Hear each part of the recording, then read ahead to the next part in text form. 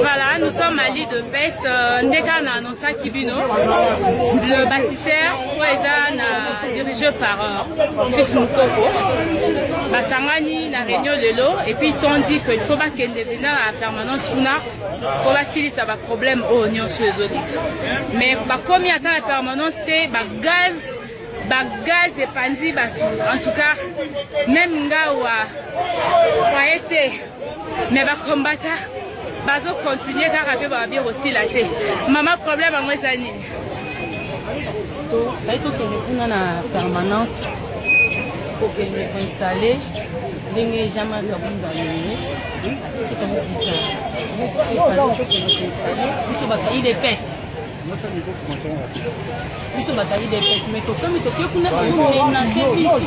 La révolution a toujours mangé ses fils.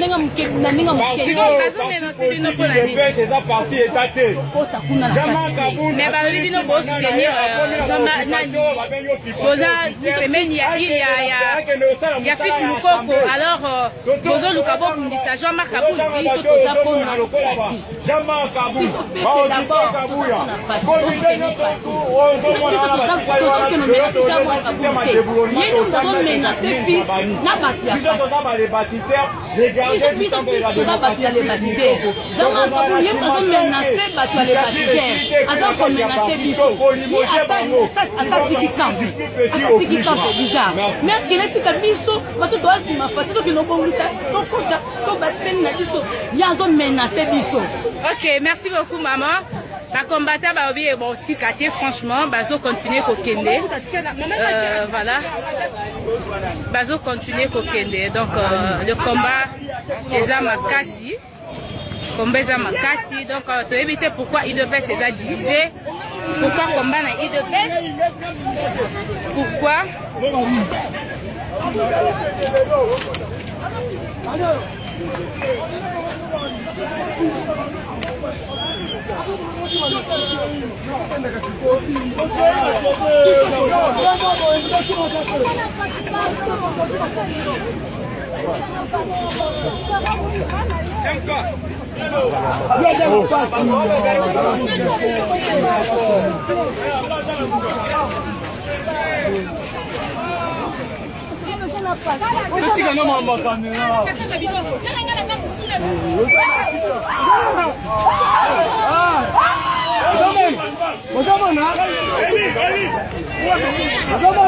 Moto.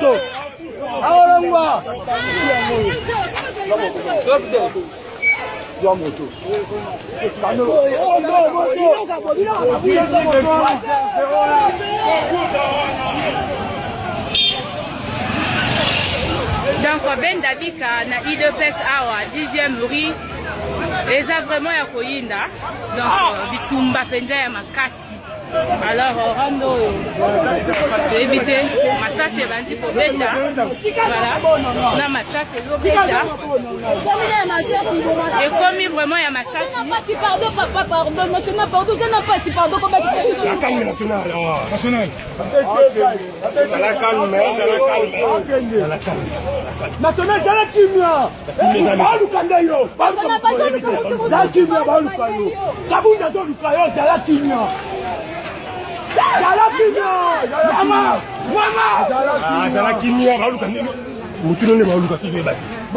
dans ma salle, c'est zobé, c'est dans la gaz en tout cas. Moyen de vraiment il de fait. Ça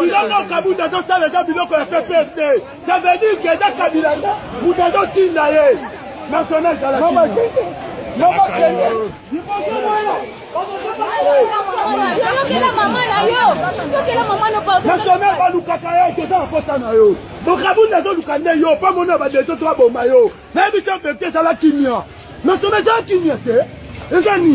Donc, depuis il y a le lot. Donc, déboulonner Kabundi, le lot.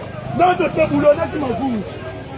Ya, bosi ma. Non, papa na maman va tout faire les colons na pour la IDPS. Bon, nous gagnons mutu na yo pardon na pardon.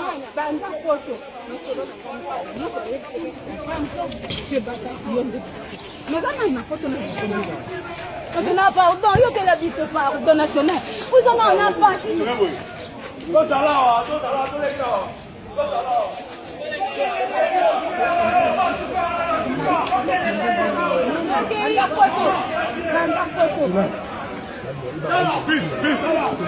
Kabundi, après ça, bon, nous canons, yo, Babumayo. Tala Kimia, Kabundi a passé comme si bongo. Voyez évidemment des kilos, au bilan, on verra le Babumayo. Adam a passé comme si bongo.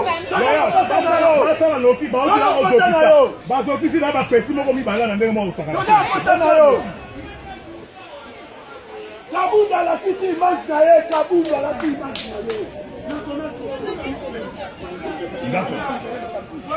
Il rêve 5 ans. Il rêve 5 ans, il n'en aura pas.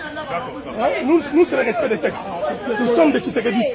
Et nous avons perdu toute notre jeunesse pour le combat de la liberté et le combat des droits de l'homme et le combat du respect des textes comme Tshisekedi ou Moulumba, que nous avons toujours pleuré et nous continuons à pleurer. M. Kaboum est arrivé à sa fin. Nous allons les déloger. Nous allons les déloger dans les 48 heures.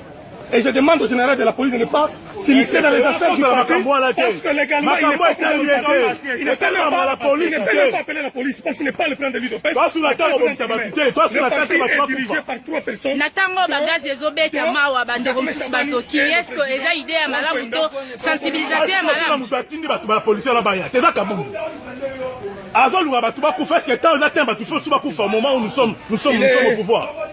Et Sakanda, le Sakanda. Mais pourquoi pas suivre une voie pacifique pour qu'ils... Ils se sont vus hier avec le président de la CDP. Nous sommes là pour que la légalité soit appliquée dans toute sa lettre. On lui a lancé une invitation. Nous ne sommes pas quand même dans un jungle il est informé. Notre parti ne peut pas être dirigé par une personne qui n'est pas un barbare ou voté par le Congrès. En dehors du Congrès, l'intérim exige 3 personnes. Et nous ne permettrons pas à quel moment ou à quelle minute un individu comme celui-là diriger notre parti. Nous allons le mettre hors de état de nuit. Parce que nous n'avons pas eu peur de Mobutu. Nous n'avons pas eu peur de Kabila Mouzé, ni de Joseph Kabila. Nous avons combattu jusqu'à la minute. Ce n'est pas cet individu-là que nous aurons peur. Nous allons les déloger de l'UDPS parce que c'est un usurpateur qui avait d'abord trompé qu'il était un Katangé pour bénéficier de postes de secrétaire général. Nous en avons marre. Notre jeunesse a été engagée dans ces partis pour la vérité et la démocratie. Nous avons dit. Voilà, donc ça continue. Vous voyez, ce sont des combattants au bazar vraiment la Kanda. Alors, Toyoki Bongo Masasi Ezobeta, Bagaz, Epandi Batu, Tomoni, Bande Komsusu Bazoki, en tout cas, on ne sait pas ce qui est de peste. Ezokumbama epa ya Jean-Marc Kabounde ezali bongo IDPS ya ba combattant nyosoto ezali IDPS est commis divisé actuellement et pour l'unité de l'IDPS to éviter to kosala na lopoto bigana yepona na lobango na ndenge ya lingala monde mobimba bayoka que les autres nous l'IDPS au niveau national pe na kati ya Kinshasa nous désavons Jean-Marc Kabounde toute sa bande nous n'avons pas voulu baza na kati wana nous le mettons hors état de nuire. Denge toza bongo toza liboso ya temple ya démocratie ya papa Etienne Tshisekedi wa Mulumba. Le fils Mukoko Benoît tozaki na balabala, batu nyonso to baza ba combattant ya la liberté bazaki na balabala, les bâtisseurs Sima ya muto biso tobaki Jacquemain Chabani to accompagné na lutte o na tianke tozwa permanence à IDPS, oza prise en otage. Les balles ont retenti pas mal, il y a eu des morts et des grincements dedans. Bateau, ceux qui y a des combattants qui sont morts. Tobundeli mingi démocratie, le long à état de droit, batuba banakokufa ba masasi et betama. Yango wana to bana ikoloba Jean-Marc Kabounde a une mission au sein du parti, ya ko diviser parti pe ko boma ba combattants. Biso to bina kati ya lelo bako kende. Merci chef, qu'est-ce qu'on peut faire maintenant pour relancer ce mouvement? Ils ont bengi batunon surtout Sima ya les bâtisseurs. Tolobi Jean-Marc Kabounde a causé la hors état de nuit dans 2 heures. Tolobi ti toko kisango 0h, ce n'est pas loin. Jusqu'à 0h, nous allons faire un non-événement. Merci, nous vous remercions. Nous passons à la deuxième personne, s'il vous plaît. Papa, natango au niveau IDPS makambango ezokende to ebite eza déjà division to ezali lit kaka bozo continuer na ba lit. Nous sommes tous unis derrière son excellence Félix Antoine Tshilombo Tshisekedi, qui est dans sa nouvelle vision de déboulonner le système dictatorial en République démocratique du Congo. Yangwana biso tolobaki déboulonnement et kobanda kaka na niveau ya état te mena ndenge ya parti. Il faut tout déboulonner anti-valeur. Jean-Marc Aboun d'ailleurs, ce monsieur que vous voyez là, c'est un D6 qui n'a pas un niveau, qui n'a pas un bagage intellectuel. Mouto Bozo Monawana, Atanga Nayete, c'est un voyou qui a trompé au nom. Yakozwa posture ya Katangé pour avoir poste ya secrétaire général. Et puis ayena ba makambo e komamate na nani na kati ya statut na biso. Jean-Marc Kaboun aye a vu en otage parti. Nous dénonçons Augustin Kabouya est derrière ces mafieux. Augustin Kabouya, Jean-Marc Kaboun, Bazana Kati. Donc au CPNangote, président de la République doit s'impliquer dans cette affaire pour que dans un délai de 2 jours, 48 heures que nous donnons au chef de l'État et à toutes les usurpateurs, j'ai dit. Merci beaucoup.